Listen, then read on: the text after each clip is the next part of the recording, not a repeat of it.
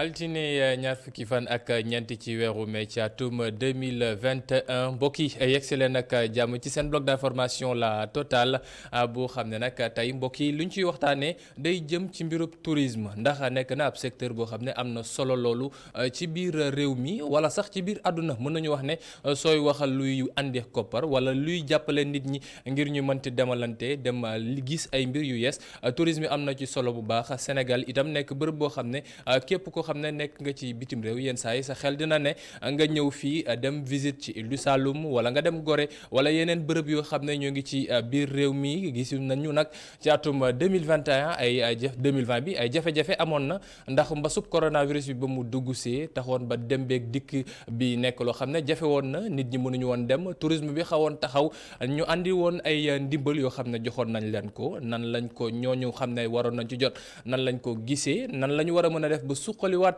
secteur tourisme ci biir réew mi ci atum 2021 bi surtout nag xam ne tàngoor gi dugg si na ku wax tàngoor wax vacances ku wax vacances wax accueil touriste tourisme intérieur itam nan la ñuy def ba nit ñi mënti dem ci biir gox-goxaan yi ngir mën a saytu xool lan moo xew ci biir réew mi nan la ñu war a promouvoir loolu yëpp loolu la ñu war a waxtaanee tey ci plateau seen bloc d'information la Total bi xam ne nag dañuy am mbégte contentement dalal Mouhamed Fawzou Deme nekk expert touriste nekk itam conseiller technique bu ministre du tourisme waaye tey casquette expert touriste bi lañ ci gën a mettre en avant Mouhamed ñoo ngi lay nuyu la dalal ak jàmm. waaw maa ngi lay nuyu ñi nga àndal ci émission bi technicien yi waa plateau bi kontaan vraiment ci ni ngeen joxe solo tourisme bi pour waxtaan ci pour tamit askanu Sénégal mën ci gën a gis seen bopp mais gën ci sóobu donc ñu leen si jaajëfal bu baax a baax di leen ci encouragé. ñu koy sant bu baax di ko gërëm ci beneen pàcc bi nag kii di Abouba moom moo fi ñëw nekk expert touristique itam nekk koo xam ne yàgg na ci secteur bi def ci lu bëri am ay bindam ak i waxam nekk lu nit ñi di bàyyi xel ci lu jëm ci mbirub secteur bi Abou ñoo ngi lay dalal ak jàmm. waaw maa ngi leen di jaajëfal. di kontaan si li ngeen ma woo.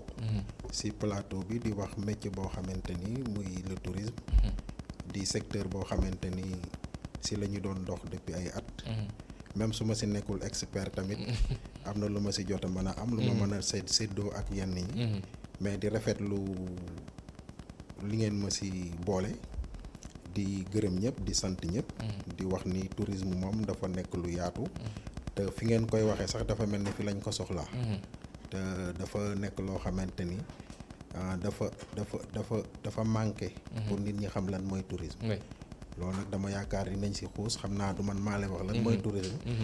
mais maa ngi leen di gërëm daal si li ngeen ma invité pour mën a partager ak yéen plateau bi di invité suñu spécialiste bi professionnel monsieur Deme. di la gërëm yow it nga xam yaa ñu invité. pour ñu wax ci tourisme.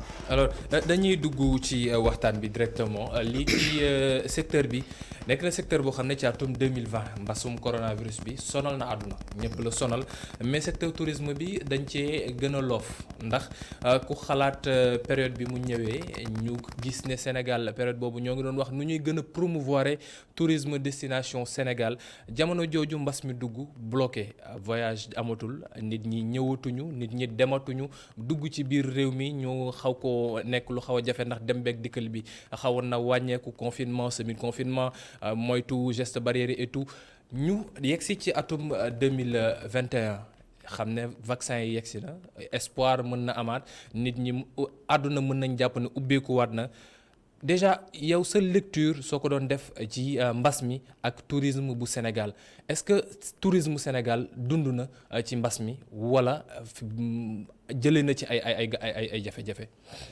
mais wax si mbas mi xam nga problème li mu mën a wax mooy Covid bi daf ñu jàngal lu bari ku mu jàngalul dafa fekk tijjiwoo sa xel. mais ku tijji sa xel rek di nga xamante ni du tourisme rek.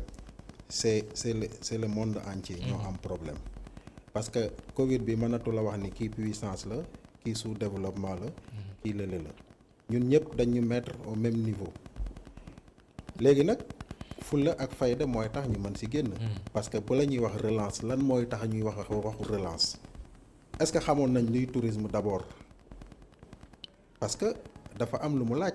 tourisme dafa am nit ñi xam ko ba pare. mais boo ko xamul loo xamul noo si mën a waxe mais comme débat bu mel nii lii man dama ko rafetlu. parce que moo manqué woon c'était le parent pauvre du tourisme. parce que acteurs yi amuñu woon fu ñu mën a exprimer wu pour expliquer li ñu metti li fi am ak li fi amul. mais débat yu mel nii. boo leen ko defee day permettre képp koo xamante ne yaa ngi dégg tourisme. ñu xam ko mais bala ñuy dugg ci relance. ak kii lan moo tax ñuy relance. li taxoon ñu toog daanu ba ñu war a relancer.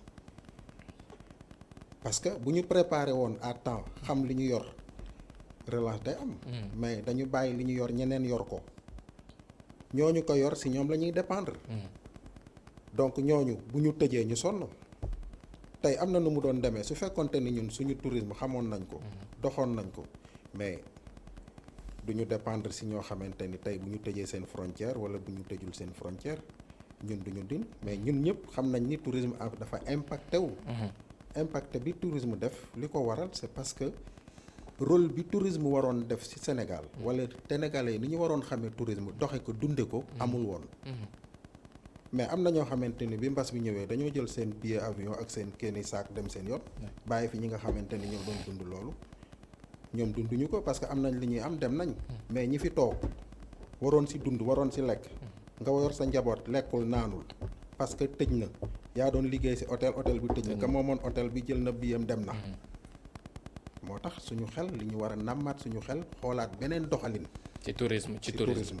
Fawzou tourisme wax na ko léegi dafa mel ne xamuñu woon tourisme lan la ak yenn pàcc moo am ci tourisme laata mbas mi ti ñëw moo tax ba mbas mi ñëwee ñu xaw a mel ne xamuñu nan la ñu war a mën a taxawee wala nan la ñu war a mën a yëkkatiwaatee lu jëm ci mbiru secteur touristique bu Sénégal déjà suñ doon wax tourisme secteur bi mu doon en tant que tel muy balnéaire bi tourisme religieux wala yeneen tourisme yi am ci biir ban moo ci gën a am ay gàllankoor ba mbas bi ñëwee ban moo ci gën a sonn yow en tant que spécialiste ci secteur bi. waaw dellu di la gërëmaat question bi am na solo lu tax mu am solo mooy fi ko Abu tibbee mooy dafa bari ñu nga xamante ne bi dañuy dégg tourisme te xamuñu luy tourisme bari na tamit ñu ciy yëngatu di ci yëngatu te seen xereñ ak seen xam-xam bariwu ci foog nañ ne kiy dawal oto bi pour yóbbu touriste yi foog na ne loolu rek la xamul sax la ca aju ak la topp ci ginnaaw ak la nga xamante ni bii moo si weesu.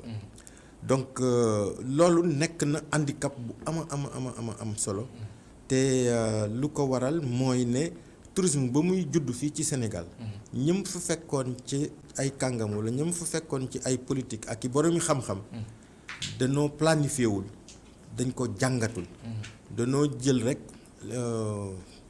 maanaam koom-koom bi ci nekk ak xaalis bu teew bi tubaab bi dugg na avion ñëw na tabaxloo na leen hôtel ñu tabaxal ko hôtel mu wax leen moom tubaab bi wax leen moom naka la bëgg dundee fii lan la bëgg lekk ak ñoom seen yooyu ñu préparer ko mu mel ni rek yow mu am gan sa kër bëgg ko bégal na ne ko yow loo bëgg lekk mu ne la lii laa bëgg lekk nangam na alors que bu doon planifié woon nañu xereñoon nañu jàngatoon nañ ko danañ xam ne koom-koom bu am solo la. bu am doole. boo xamante ni bii dafay dindi ndóol. te dafay jox nit ñi possibilité ñu am xëy. mais dafay joxaat aussi beneen possibilité maanaam gox biñ koy defee mu am tur mu soqaliku. mën a am ay yëngatu économique boo xamante ni bii moom day mujj dem ba doon dëkk bu naat. ndax activité économique connexe yi nga xamante ni bii yëpp moo fa am. donc ñooñu nga xamante ni bii ñoo yore woon suñu tourisme dans les années 60-70. ñoo ko planifié wul noonu. lii may wax sax xëy na du neex ñu bare wala. mais loolu mooy liy dëgg. bare na ci ñi nga xamante ni bii danoo sonnul ci jàng ak gëstu tourisme.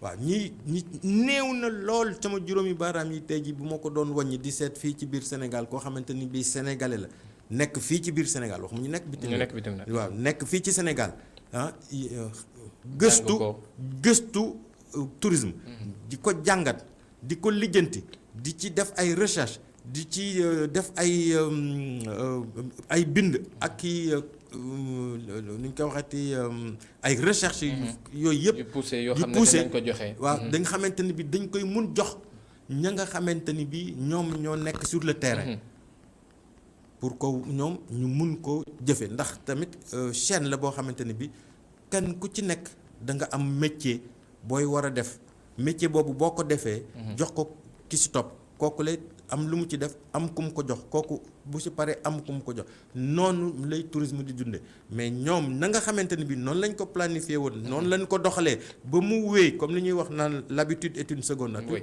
loolu moo wéy ba fu mu ne nii ñëpp gëm loolu nañ leen wala boog jàpp nañ ne loolu mooy tourisme alors que loolu du tourisme. loolu du tourisme. Mouhamed Fawzou Dème ñu fàttali ne expert touristique la nekk tamit conseiller technique ci ministère du tourisme bu Sénégal ak Abou Ba ñoom ñaar ñooy suñuy gan tey ci seen bloc d'information La Totale ñu war a waxtaanee lépp loo xam ne dafa jëm ci mbirum tourisme nan la ñuy def ba promouvoiraat destination Sénégal yëkkatiwaat lii ci secteur tourisme bi tourisme de l'intérieur nan la ñuy def ba Sénégal xam ko chaîne de valeur bi ci am ak yeneen yoo xam ne dafa nekk ay opportunité loolu yëpp mooy lu ñu war a waxtaanee tey ci seen bloc d'information La Totale léegi ñu egg si ci xibaaru marax yi 18h45 ñu war ci ànd ak Baye Cheikh Sall ñun nag ci kanam incha allah ñu joxaat leen dig daje ngir yeggale waat waxtaan bi.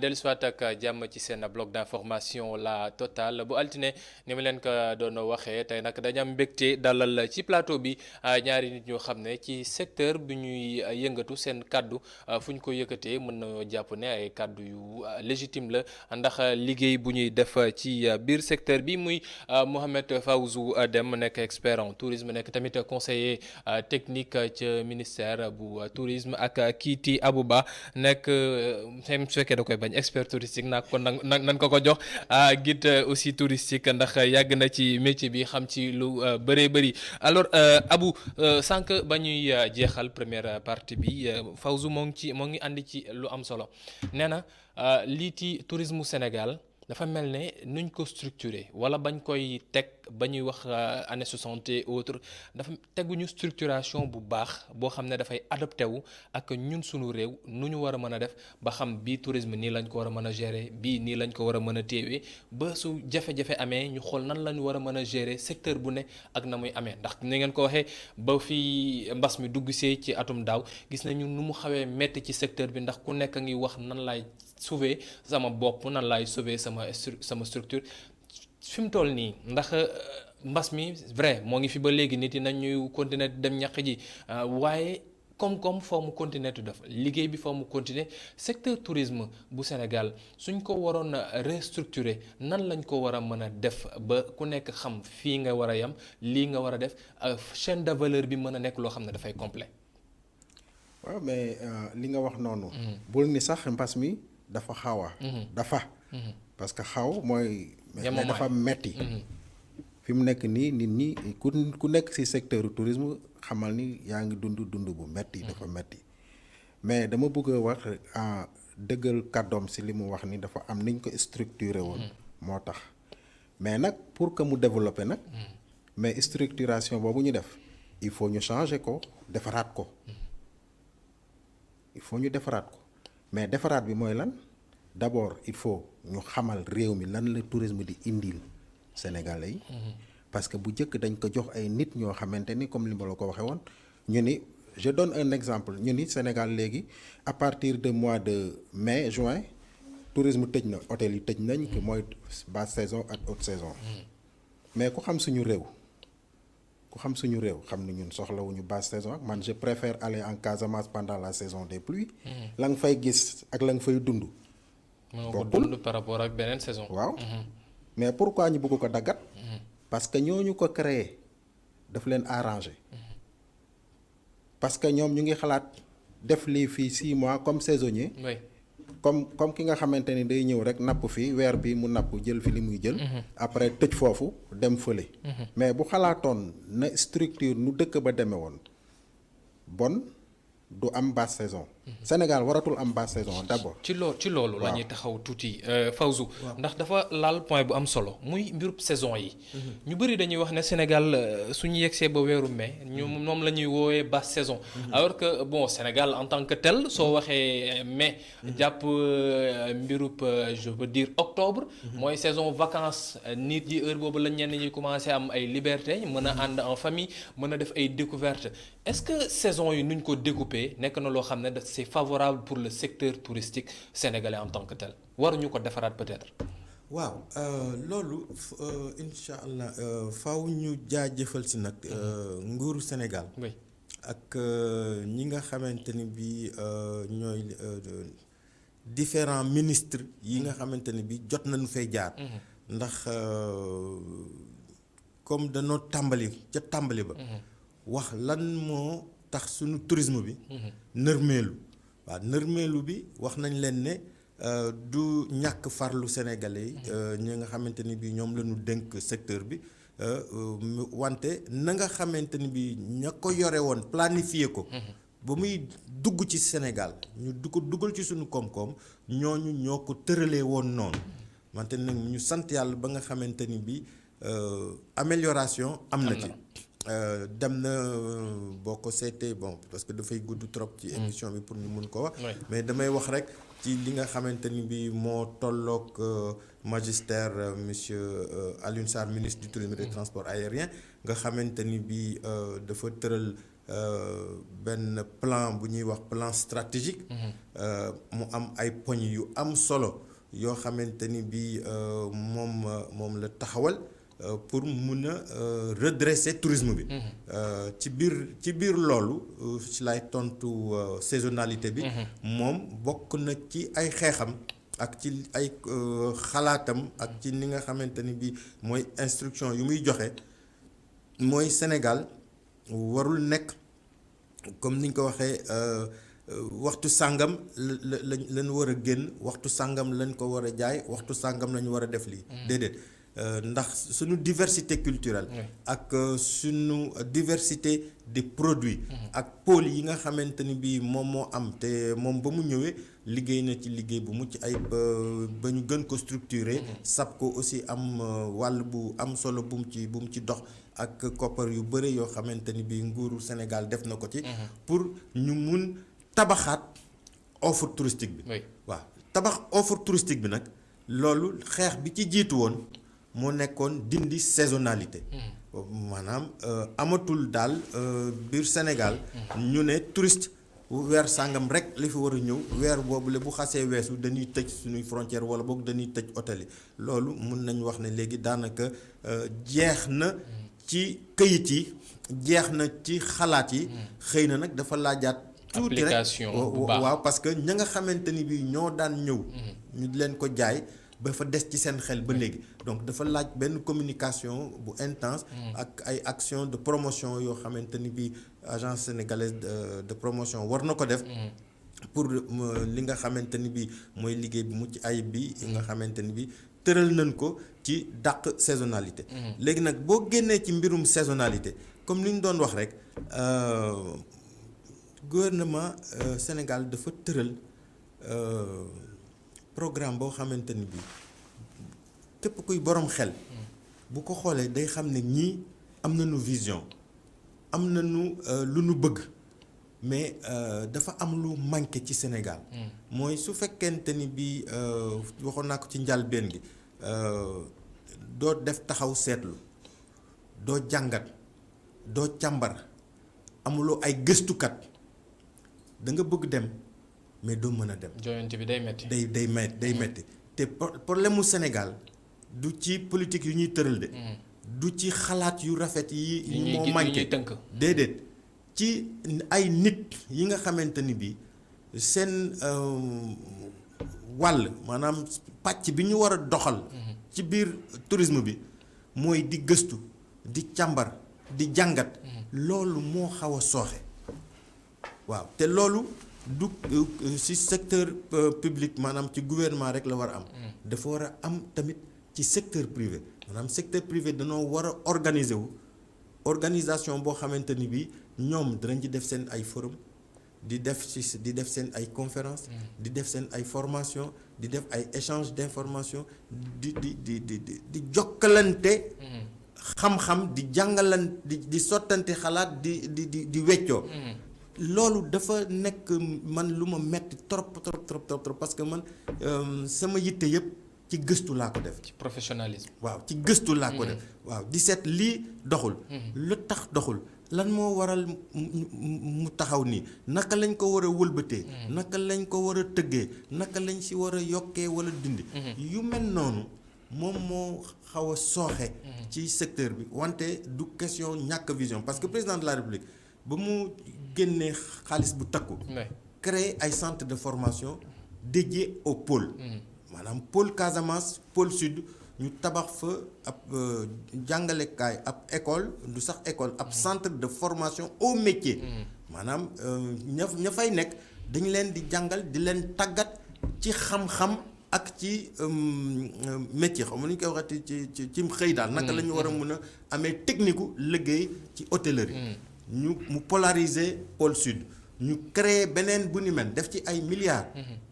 def ko dans la région nord mu polariser foofu yëpp pour képp ku nga xamante ni bi ci gox boobu nga bokk nga mun di fa dem di xëy di jàng mel ni yow da ngaa dëkk ci biir hôtel bi mel ni yow maanaam lépp loo xamante ni bi boo amoon am xëy di war a nekk ci hôtel boo koy defee nañ koy defee yaa ngi koy dund guddeeg bëccëg mu defar beneen bu ni mel bu gën a rëy bu polariser Dakar région de Thiès ak li ko wër donc loolu vision la ba mu paree ci loolu mu créer ay incubateur créer fonds bu nga xamante ni bi moom mooy accompagner jeunes yi pour que ñoom ñu mun a nekk ay auto-entrepreneur mu jóge ci loolu daal di créer benn comment on appelle ça encore benn kuréel boo xamante ni bi moom mooy saytu lépp loo xamante ni bi projet la bu laal bu ñu teg ci loolu. bu ñu teg ci loolu. ñu war a mën a nag accompagner jeunes yooyu mais comme ni ñu ko waxee rek jeunes yooyu seen jàng dafa des. te laata jeunes yooyu doon ñëw dafa am ay école yu bëri yoo xam ne dañ leen fi bàyyi woon. ñu nekk fi nu mu leen neexee di jàngale nu mu leen neexee. di tëral seeni xam-xam nu mu leen neexee te yooyu ñu doon tëral. teguñu ko ci ci base yu leer nañ. teguñu ko aussi ci li nga xamante ni bi moom mooy li yoon. norme yi yooyu mooy suñu faible. Abou ba nga baal ma rek sànq dagg naa la waaye par rapport ak saison yi dafa nekk poñ bu amoon solo boo xam ne il fallait ñu wax ko. ngir mën ko régler te avancer ndax Sénégal ni nga ko waxee nekk na dëkk boo xam ne soxlawuñu saison. ndax période tàngoor ga di nga am bërëb boo xam ne soo fa demee mën nga fa am loo soxla. période nawet itam ni nga ko waxee soo demee dans la zone sud macha allah verdure beeg lépp loo xam ne mën nga ko fa def comme tourisme yeneen ak yeneen yoo xam ne moo ngi ci biir Sénégal mais Fawzou dafa wax léegi ne vision am na concrétiser ko moo des ak professionnels yeeg yi cay am mais est-ce que nekk na loo xam ne dina yomb su fekkee ne xamuñu kan mooy touriste kan mooy acteur touristique. kan moo yore hôtel kan moo yore benn mbir moo xam ne dafay jëm ci bërëb tourisme man Cheikh Hassana su ma yeewoo wut sama benn 5 hectares benn biir Saly tabax ko wut samay kër ne non hôtel laa te xaw ma nu muy demee xaw ma normes yi est-ce que loolu itam yombal na liggéey bi ak promotion tourisme fii ci biir réew mi. waaw mais dafa mel ni yow da nga dellu si li ma la wax rek. parce que lépp loo gis il faut ñu xam ko.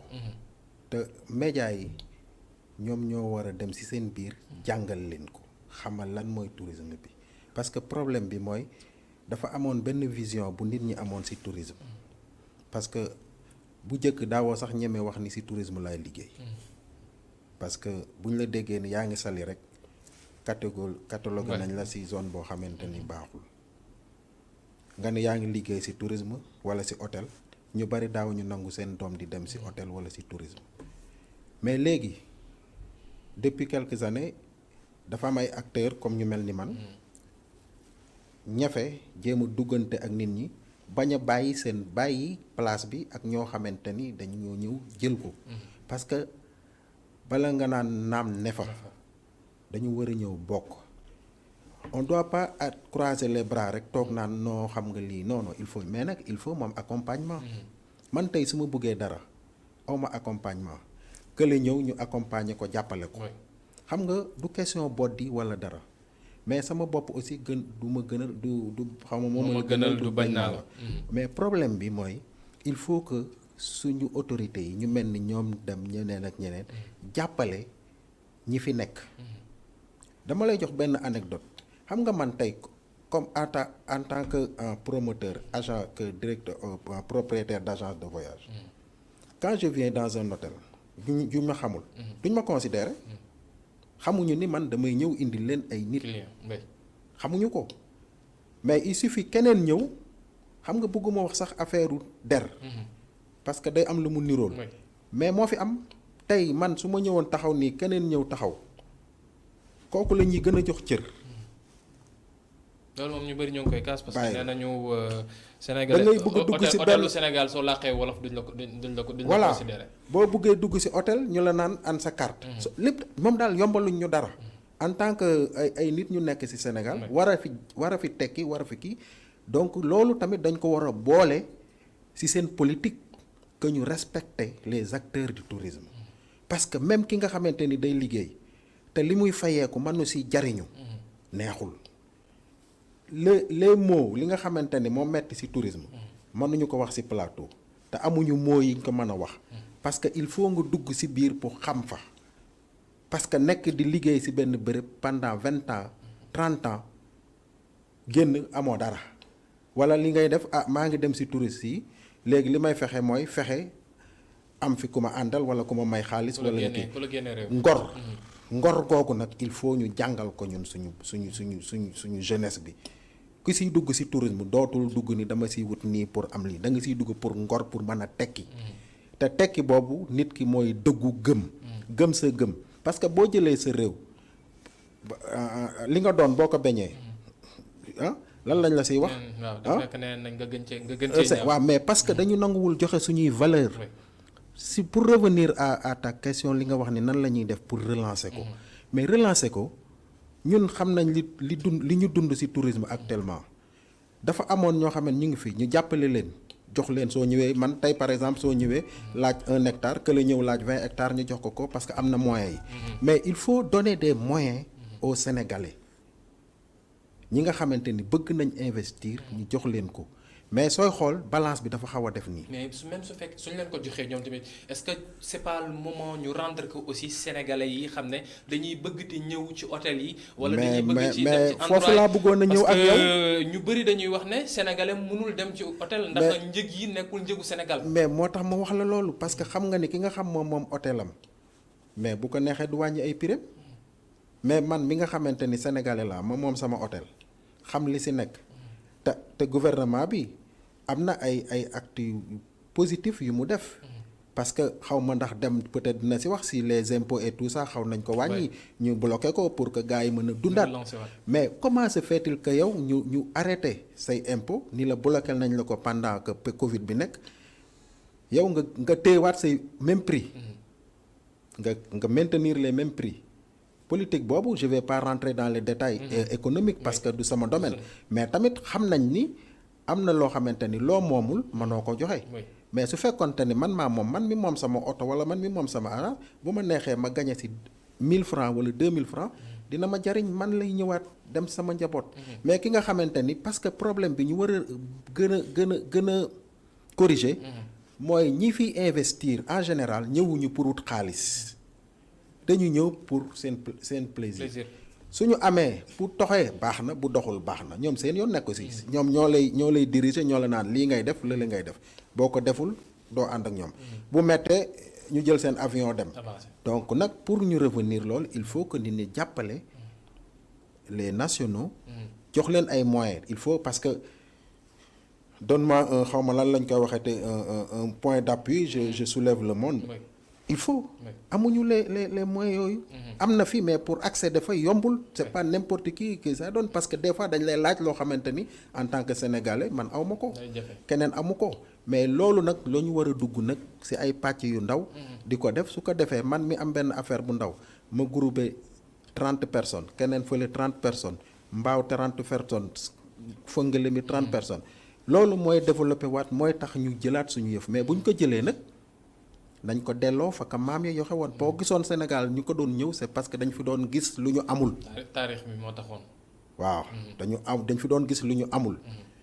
mais boo rusee ñëw jox tubaab beñe dugub. wala nga rus ko jox. laaxu caaxaan dama doon jox exemple rek léegi dama dugg ci benn restaurant fii. ma ñëw ni di xam nga damaa bari kaf nag. ma ñëw ma ni man café Touba laa bëgg. mais dañ ma reetaan. mais fekkee lu ñu am mënuñu ko am fañ ko war a amee. mais fu ñu koy amee. c'est vrai man rusuma ñëw dugg si que jox ma café Touba mu naan waaye kii. mais lan la damay tooñ. mais pourtant loolu ça fait partie de notre vie. man su ma ànd ak Touba mais kii dañuy lekk ba pare moo jënd guro jox la ni la ñun lii la ñuy digérer. jëlal guro bi wala petit cola. mais lan moo tax ñu koy rus. waruñu ko rus. dem ba dugg na ci ay points yu am solo mais ñu dellusiwaat ci loolu rek nationaux yi ndax jamono ji ba mbas bi ñëwee lan la ñu wax nañu dimbaliwaat sénégalais yi ñu mën a découvrir réew mi surtout xale yi ñu mën leen ci yóbbu ci biir ñu def tourisme interne tourisme national bi ñu gën ko booster nan la ñu war a mën a jàppalee sénégalais yi ñu mën koo def touriste bi secteur touristique bi moom te mën cee gis boppam ndax coow li bëri na yenn saa yi da ngay dugg ci réseaux sociaux yi internet bi ñu lay wax ne la Sénégal dafa mel ne suñu hôtel yi ak suñu zone touristique yi c'est pas fait pour nous parce que soo fa yeggee soit duñ la considérer soit tarif yi ñu lay jox dafa nekk tarif yoo xam ne dañu yaakaar ne Suisse nga jógee wala Belgique wala feneen nan la ñu war a mën a doolelaatee secteur touristique bi secteur bi gis ci seen bopp sénégalais bi ci boobu moom te mën cee gis boppam. waaw loolu laaj na taxaw seetlu. boo xamante ni bii dafay regrouper tous les acteurs. ñi nga xamante ni bii ñoo yore hôtellerie. ñi nga xamante ni bii ñoo yore transport touristique. ñi nga xamante ni bii ñoo yore restauration bi. ñi nga xamante ni bii ñoo yore guidage bi. et cetera et cetera donc ñoom ñëpp ñu bokk toog bu ñu bokkee toog ñu diisoo seet structure prix bi. xam nga nu ñu koy wax. tarification bi ñu xool lépp li nga xamante ni bii moo ciy dugg. ak kenn ku ci nekk la mu intervenir.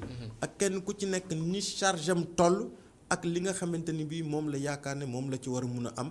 ñu booloo tëgg nag doogu mun a wax ne nangu la parce que c'est vrai que la direction de la réglementation. mi ngi liggéey ci un nouveau projet du code du tourisme. bon code boobu la mi ngi ci circuit bi incha allah ba lay yàgg. Parlement yi daañ ko adopté bu ñu ko adopté dana mën a indi ay changements yu bari mais il faut savoir que lu tax tourisme complexe dafa transversal laal ay pàcc yu bari jënd ak jaay kooku yoonu état newu ci te nekkul péréquation maanaam loo xamante ni bi état day ñëw ne hôtel 2 étoiles nangam lii lañ ci war a fay wala hôtel 5 étoiles nangam lii lañ ci war a fay na xam war nañ mun a surveiller prix yi nag bu xool lenn lu ci nekk li ci jaadu ak lu ci jaaduwul mais de façon générale sénégalais dafa nay ci génne xaalis pour dem hôtel boo seetee wala nga laaj. dem loolu il nous reste une minute mais loolu est-ce que du jamono ju njëkk ba fi mu toll nii. fu mu nekk léegi nii man Assane Fall su ma sañoon sama congé ma dem biir île du Sine Saloum su ma fa demee mel na ku nekk Amazonie. loolu lu mën a nekk la loolu lu mën a nekk la nag loolu lu mën a nekk la parce que état justement ci mbas mi ba mu amee. mu génnee xaalis bu takku ay milliards jàppalee ko hôteliers yi. 75 pour être précis. voilà mi ngi noonu dafa leen ne en contrepartie. dañoo bëgg ñu consolider emploi yi dafa bëgg ñu bañ a dàq kenn ci am xëyam mais dafa bëgg aussi sénégalais yi ñu wàññi leen njëgu hôtel yi ba ñoom ñu mun di fa ñëw pour mun a relancer consommation bi mun a relancer tourisme. un dernier mot ndax waxtu bi tëj nañu fi mu toll nii la solution c'est quoi dégg naa léegi nga wax ko ci say biir wax ne il faut que ñu def assise loolu mooy nécessité bi pour ñu mën a dundalaat lii ci tourisme. waaw il faut que nit ñi booloo toog. càmbaraat. échanger ñu xool structuration tarif yi. xool lépp li nga xamante ne bi dafay intervenir ci biir. ñu seet la ci diis. naka lañ koy woyofalee. la nga xamante ni bi amul solo dañ ko ci doon teg rek muy diisal. ñu mun koo dindi. mais aussi hôteliers yi war nañu mun a nangu ne. tarif yi war na mun a wàcc. ndax hôtel bu xasee am 30 ans amorti na. donc yow mënoo jël hôtel boo xam da nga ko tabaxee 8 milliards. non 8 milliards mu dund 30 ans nga gagné xaalis bi nga ci war a gagné yëpp ba pare nga bëgg continuer di ko tarifé pour am encore plus ba un dernier mot rek par rapport ak secteur bi fi mu toll nii régulation nan la ñu war a mën a taxawoowaatee secteur bi ba chaîne de valeur bi xam ne ñëpp ñu ci bokk dinañ ci mën a gis seen bopp sénégalais yi aussi gis seen bopp en 30 secondes rek s'il vous plaît. loolu moom li ma si wax rek mooy nañu adressé wu aux professionnels du tourisme et particulièrement mes collègues guides. oui. parce que ñoom ñooy xam terrain bi. ñoo nekk ci terrain bi nañ leen jàppale. parce que dañu impacté wu. d'accord moom la amoon lu may wax. ñu sant ko bu baax gërëm ko moom Abou Ba mi xam ne nag ñu remercier ko bu baax il est venu spécialement pour l'émission de Mbour ñëw fii ci plateau bi ñu sant ko bu baax gërëm ko ak Mouhamed Fawzou Dem mi xam ne émission bi jàpp nañ ne su yembee tey itam loxoom dugg na ci bu baax a baax mu nekk expert touriste nekk tamit conseiller technique ci ministère du tourisme bu Alioune Sarr mbokk yi di leen sant bu baax di leen gërëm li mooy li ñu ànd leen seen bloc d'information la totale tout de suite le 19:45 et c'est avec Adama Nouchkaba merci beaucoup Adama.